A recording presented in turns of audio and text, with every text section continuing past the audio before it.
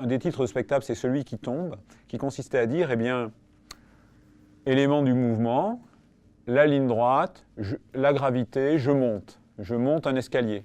Tout simplement, je monte un escalier. Vous savez, juste pour... D'ailleurs, on le vit bien, quand on monte un escalier, il faut faire un effort, hein, il faut monter, quoi. C'est pour ça aussi qu'il y a un escalier. Et quand vous arrivez en haut, eh bien, vous êtes récompensé de votre effort parce que vous avez augmenté votre énergie potentielle, dans mon langage.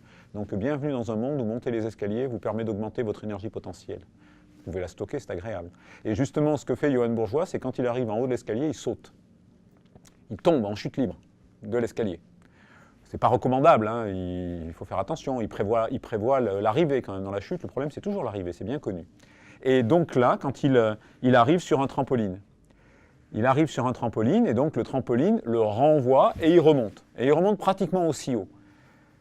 La première chose, c'est le danseur, le physicien, le chorégraphe, l'expérimentateur en sciences.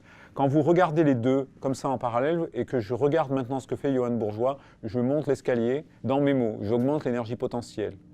Cette énergie potentielle, je l'utilise lors de la chute, j'augmente ma vitesse, j'arrive en bas à très grande vitesse. Cette vitesse, au moment où je rentre dans le trampoline, diminue, le trampoline se tend.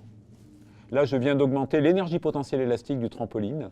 Le trampoline se détend, me renvoie avec ma vitesse. Je reviens de transformer cette énergie potentielle en énergie cinétique. L'énergie cinétique, je la perds en montant, qui se retransforme en énergie potentielle. Je vois devant moi la transformation des énergies. Ça, il faut que j'essaye d'expliquer.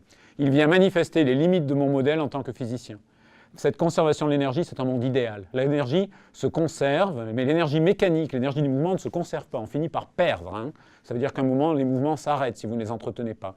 Si vous faites un pendule et que vous le laissez aller, il finira toujours par s'arrêter. Son énergie s'est dissipée, elle est partie dans le monde sous forme de chaleur à la fin.